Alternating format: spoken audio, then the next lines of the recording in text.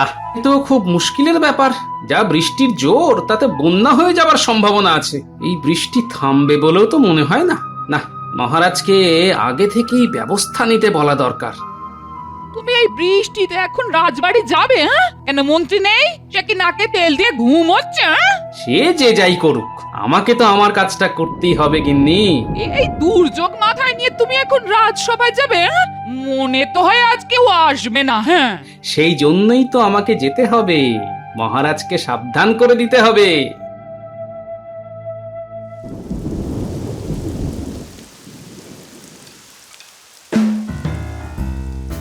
আজ আর রাজসভায় যাব না, যা বৃষ্টি, খিচুড়ি খেয়ে বেশ নাক ডাকিয়ে ঘুমোবো। হ্যাঁ, সেটাই ভালো। আমি খিচুড়ির ব্যবস্থা করছি, কিন্তু কিন্তু এত বৃষ্টিতে বন্যা হয়ে গেলে তো আমাদের মুশকিল। মনে রেখো বউ, আমি এই রাজ্যের মন্ত্রী। বন্যায় হোক বা ভূমিকম্প, আমার খাবার জোগাড় করতে কোনো অসুবিধা হবে না। চাল ডাল আমাকে ভূতে জোগাবে। ভূতে জোগাবে?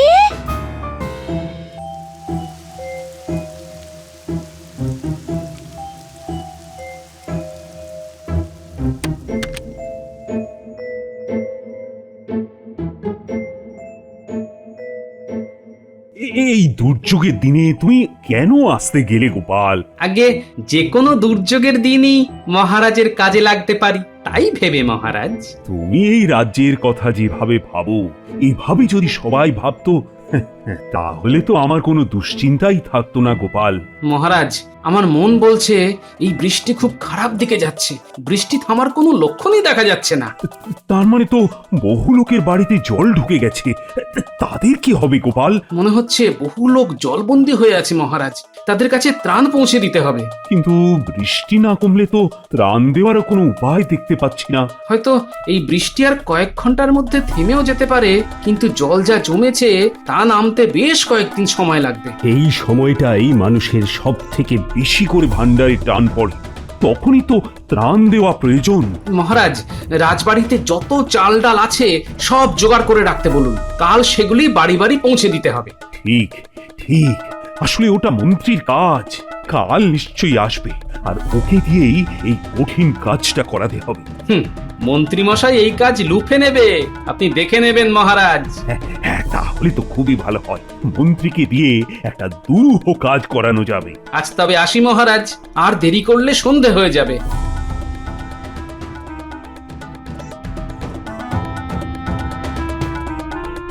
মনে হচ্ছে বৃষ্টির ছাঁট একটু কম, তার মানে কাল আবার রাজসভায় যেতে হবে। ধুর, ভালো লাগে না। রাজসভায় যেতে ইচ্ছে না করলে তো তোমার চাকরিটাই থাকবে না। তখন আমরা খাবো কি? দেখো বউ, আমাকে ছাড়া মহারাজ কোনো কাজই হাত দেন না। আমাকে তার দরকার পড়বেই। তাই যেন হয়, তাই যেন হয়।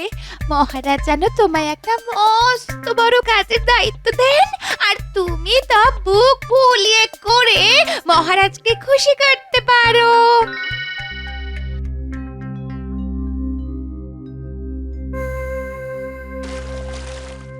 যাক, বৃষ্টি একটু কমেছে, কিন্তু ক্ষতি যা হবার হয়ে গেছে। কাল সকালের আগে জলমগ্ন অঞ্চলগুলিতে ত্রাণ পৌঁছানো যাবে না।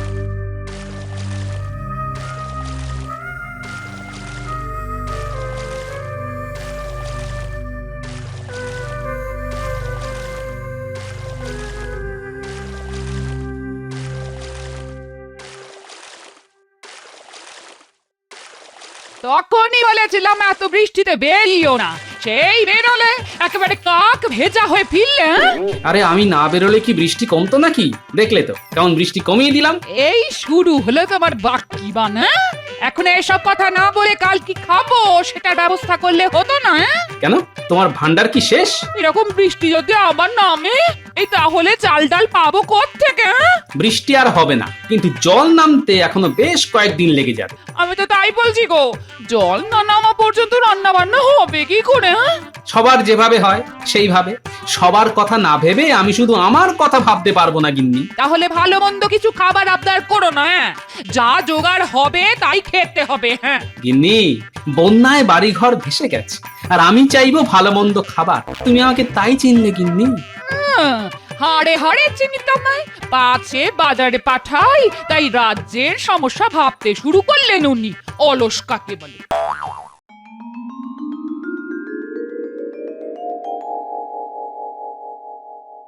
মন্ত্রী, কাল আসনি কেন? কি বলছেন মহারাজ? কাল আমাদের ওখানে যে কি ভীষণ বৃষ্টি হয়েছে তা কি আর বলবো আপনাকে।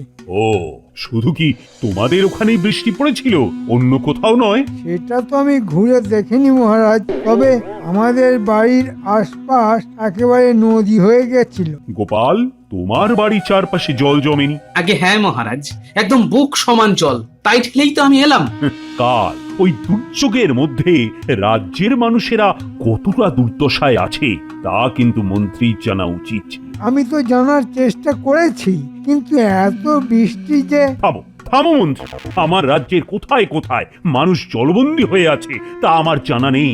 তাদের কাছে চাল ডাল পৌঁছে দেবার কঠিন দায়িত্ব কিন্তু তোমাকেই নিতে হবে। মহারাজ, এত কঠিন দায়িত্ব নেওয়ার জন্য আমি কি যোগ্য লোক?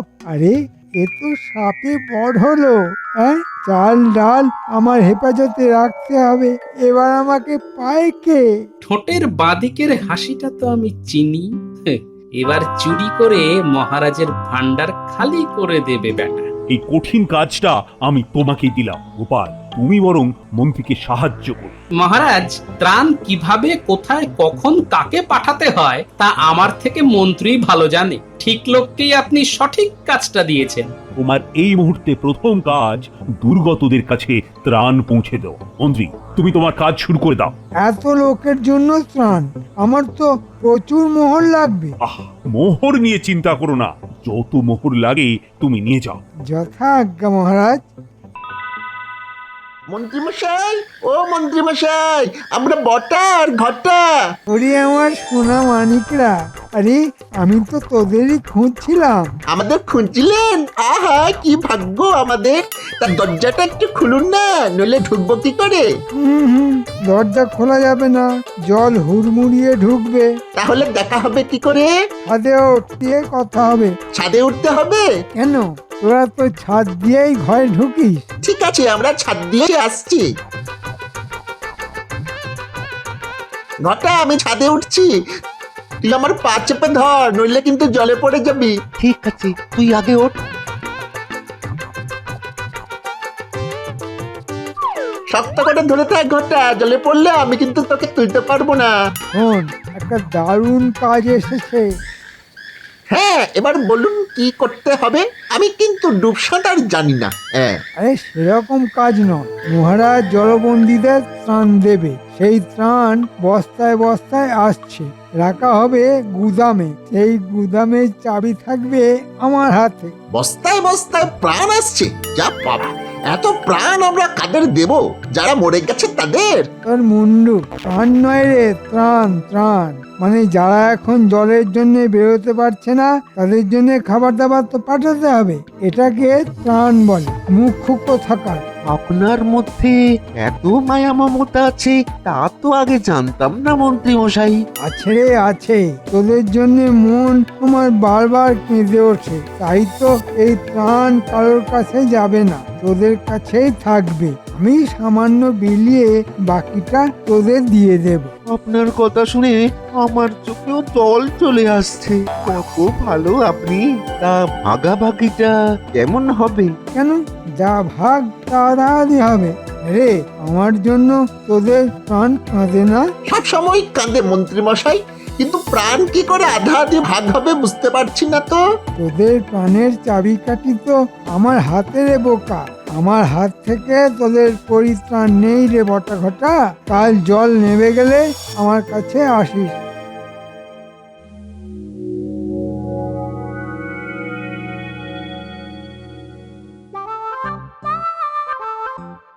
যাও, সবাই গিয়ে বস্তাগুলো ওই ঘরে রেখে এসো।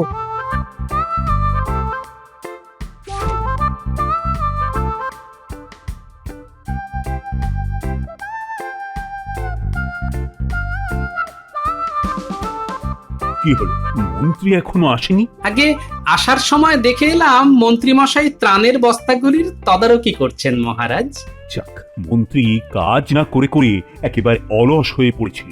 এতদিনে এমন একটা কাজ দিয়েছি যে ফাঁকি মারার রাস্তা নেই। আপনি নিশ্চিন্ত থাকতে পারেন, মন্ত্রী কখনো এই কাজে ফাঁকি মারবেন না, গুছিয়ে কাজ করবেন একেবারে। এই আমি গুদামে চাবি দিয়ে দিলাম। এই চাবির খবর কেউ পাবে না। খেল শুরু হবে আজ রাত থেকে।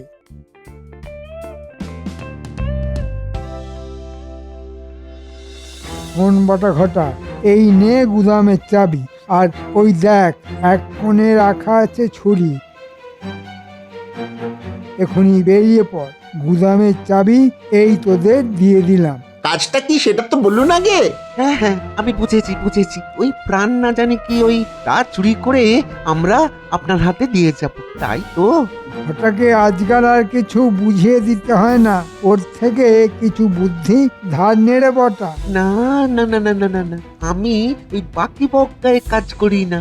ওটাকে ধার দিলে ও শোধ দেয় না। ঠিক আছে, অনেক সময় নষ্ট হয়েছে, এবার ভালো করে কথাটা শোন। তোরা এক্ষুনি গিয়ে গুদামের চাবি খুলে ঢোক। তারপর এই ছুরি দিয়ে বস্তা কেটে চাল ডাল বার করে আর একটা বস্তায় পুরে এখানে নিয়ে আসবি। কিন্তু একটা কথা শুনে রাখ, বস্তার কাটা দাগ যেন দেখে মনে হয় ইঁদুরে খেয়েছে। ঠিক আছে, যেমন বলছেন তেমনই কাজ হবে।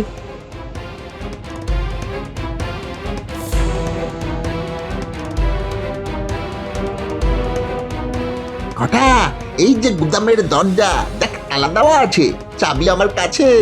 আয় তালাটা খুলি। হ্যাঁ হ্যাঁ, এই নে চাবি। হ্যাঁ দে। আমি চাবি ঢোকালাম, দরজাটা খুলে গেল।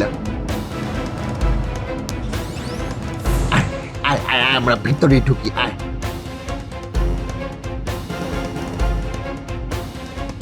ওই যে বস্তাগুলো পড়ে আছে, চল তাড়াতাড়ি এগুলোকে কাটি। হ্যাঁ হ্যাঁ, জলদি কাজ সেরে ফেলতে হবে। তুই মাল বার কর আর আমি এই বস্তায় ভরি।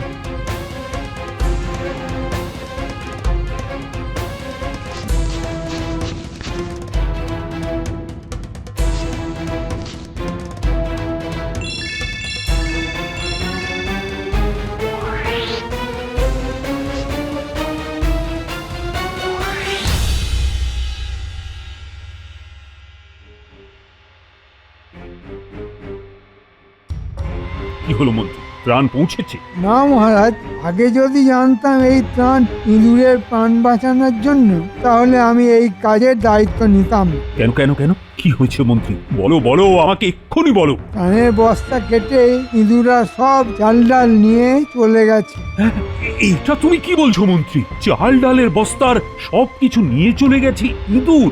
মহারাজ, মাল টানার জন্য আপনার আর হাতির প্রয়োজন নেই, ইঁদুরই এখন থেকে মাল টানতে পারবে। গোপাল, এখানে আমরা খুব দরকারি একটা বিষয় নিয়ে কথা বলছি। আজে বাজে কথা বলার কোনো অবকাশ নেই।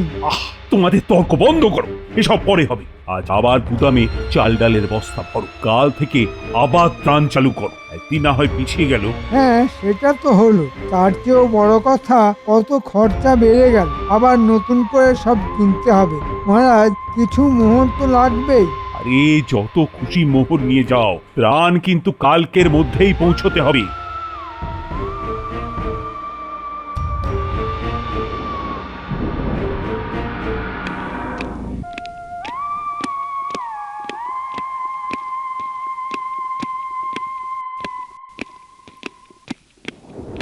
কি হলো গোপাল, তুমি আবার এত রাতে ফিরে এলে? মহারাজ, গুদামে যদি ইঁদুর থেকে থাকে তবে তা এখনো আছে। হ্যাঁ হ্যাঁ, তা তো বটেই।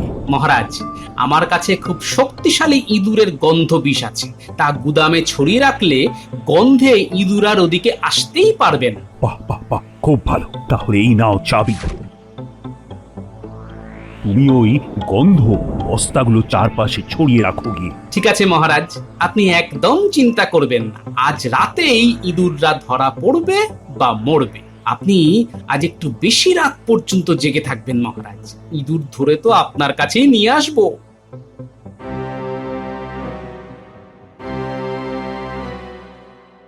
চমৎকার কাজ করেছিস রে পটা ঘটা। আজ আবার মাল এসেছে, আজ ঠিক ওইভাবেই তোদের কাজ করতে হবে।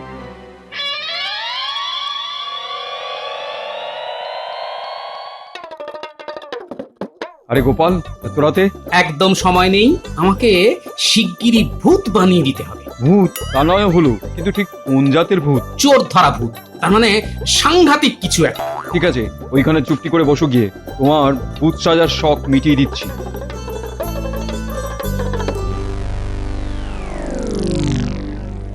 ঘটা ঠিক কালকের মতো, বুঝেছিস? এক কাজ একইভাবে দুবার করতে ভালো লাগে বল। বাবা, আজ আবার একটা টিমটিমে আলো কেউ লাগিয়ে গেছে, ভালোই হয়েছে, দেখতে সুবিধা হবে। ওই যে বস্তাগুলো দেখা যাচ্ছে রে, তুই ওদিকটায় যা, আমি এদিকটা সামলাচ্ছি। গুলটে, ন্যাপলা, যা বললাম তা মনে আছে তো? ঠিক মতো করতে পারবি তো? কেন পারবো না? কথা এই ঘরে কি যেন আছে, আমি টের পাচ্ছি। তুই আসলে ভয় পাচ্ছিস কেন বলতো? না রে, আমিও মনে হচ্ছে কিছু একটা দেখলাম। এই কি বলতো? হ্যাঁ কি? একটা ছায়া। হ্যাঁ রে। ওরে বাপ রে, কি ভয়ঙ্কর চেহারা রে, মারাত্মক কোনো ভূত রে বটা। আমি যে তাকাতেই পারছি না বটা। তুই তো তাকিয়েছিস, আমি তো চোখটাই খুলতে পারছি না। ওরে বাবারে। তোমরা বটা ঘটা এখানে কি করছিস? আমরা প্রাণ নিতে এসেছি প্রভু। প্রাণ চাই না প্রাণ চাই? হ্যাঁ, দুটোই প্রভু। দুটোর যে কোনো একটা। ত্রাণ পেলে প্রাণ পাবি না, প্রাণ পেলে ত্রাণ পাবি না। প্রভু, প্রভু, আমরা এখন পালাতে চাই, যাবো? হ্যাঁ, পালাবি। বটা ঘটার কাঁধে ওঠ, নইলে চিবিয়ে খেয়ে ফেলবো। দেখ আমার দাঁত, দেখ এখনো কেমন রক্ত লেগে আছে। না না প্রভু, আমায় এক্ষুনি খাবেন না। মন্ত্রীমশাই আগে মোহর ভাগ করে দিই, তারপরে যত ইচ্ছে খেতে চান খান। এই আমি ঘটার কাঁধে উঠে পড়েছি, এইবার যাই প্রভু। হ্যাঁ, এবার যা।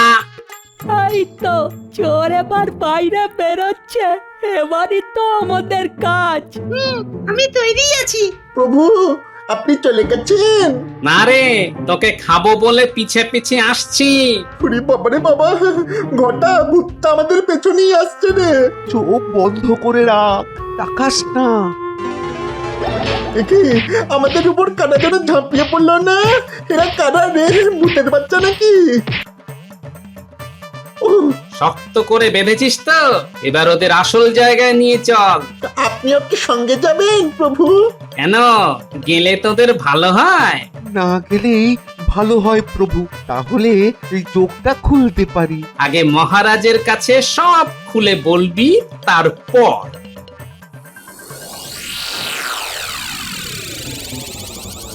এত রাত হচ্ছে কেন? গোপাল বলেছিল ইঁদুর ধরে আনবে, কিন্তু কই, কখন আসবে গোপাল? এটা কি এখানে এলো? না না মহারাজ, আমি ভূত নই, আমি গোপাল। ভূত সেজে ইঁদুর পাকড়ে এনেছি। এই যে দুই নেংটি ত্রাণের বস্তা কেটে সব জিনিস নিয়ে গেছে। এদের নাম বটা আর ঘটা। গুদামের চাবি এরা এলো কোত্থেকে গোপাল? যাকে চাবি দিয়েছিলেন সেখান থেকেই এরা পেয়েছে। মহারাজ, আমাদের কোনো দোষ নেই, মন্ত্রীমশাই আমাদের দিয়ে এই কাজ করিয়েছেন। আমি এক্ষুনি পেয়াদা পাঠিয়ে মন্ত্রীকে ধরে আনছি।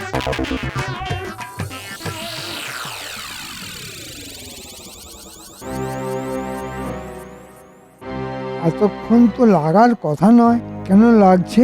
ধরা পড়ে গেল নাকি? হ্যাঁ, এই বোধহয় এলো। দরজায় কে যেন খুটখুট করে শব্দ করলো। যাই, দরজাটা খুলে দেখি। বটা ঘটা এলি নাকি রে? এই যে মন্ত্রীমশাই, মহারাজ আপনাকে তলব পাঠিয়েছেন। বটা আর ঘটা মন্ত্রীর সামনে বলতে পারবে তো যে মন্ত্রীর কথাতেই তোমরা এই কাজ করেছো? মহারাজ, আগে প্রাণ তারপর ত্রাণ, আরে বটা ঘটা এখানে? না মানে মহারাজ, আমায় আমায় ডেকেছেন? মহারাজ, মন্ত্রী এইমাত্র বটার ঘটাকে দেখে চমকে উঠেছেন। তার মানে উনি ওদের চেনেন, আর আমি ওদের হাতে নাতে চুরি ধরে ফেলেছি। তার মানে কি দাঁড়াচ্ছে মহারাজ? এটাই প্রমাণিত হলো যে মন্ত্রী এই বটা আর ঘটাকে দিয়েই চুরিটা করিয়েছে। কিছু বলবে নাকি মন্ত্রী? মহারাজ, আমি দোষ স্বীকার করে নিচ্ছি। আসলে লোভে পড়ে গেছিলাম।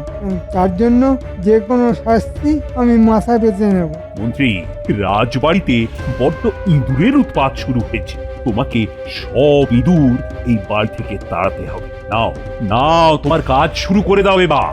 মহারাজ, এই দুটো নেংটি ইঁদুরকে কি করা যায় বলুন তো? আপাতত কারাগারে থাকুক, কাল সকাল হলে দেখা যাবে কি করা যায়। আর তোমাকে আমি এই 100 স্বর্ণ মুদ্রা পুরস্কার হিসেবে দিলাম। মহারাজ, এটা আমার প্রাপ্য নয়। আমার খুদে বাহিনী না থাকলে এই কাজটা করতেই পারতাম না। ধরে নাও, এই পুরস্কার আমি ওদেরই দিলাম। মহারাজের জয় হোক। রাত থেকে ছুটে যাচ্ছি, একটা একটা ইঁদুরও ধরতে পারছি না। এবার এবার আমাকে শুলেই যেতে হবে। প্রাণ চুরি করতে গিয়ে আমার আমার প্রাণটাই এবার চলে যাবে।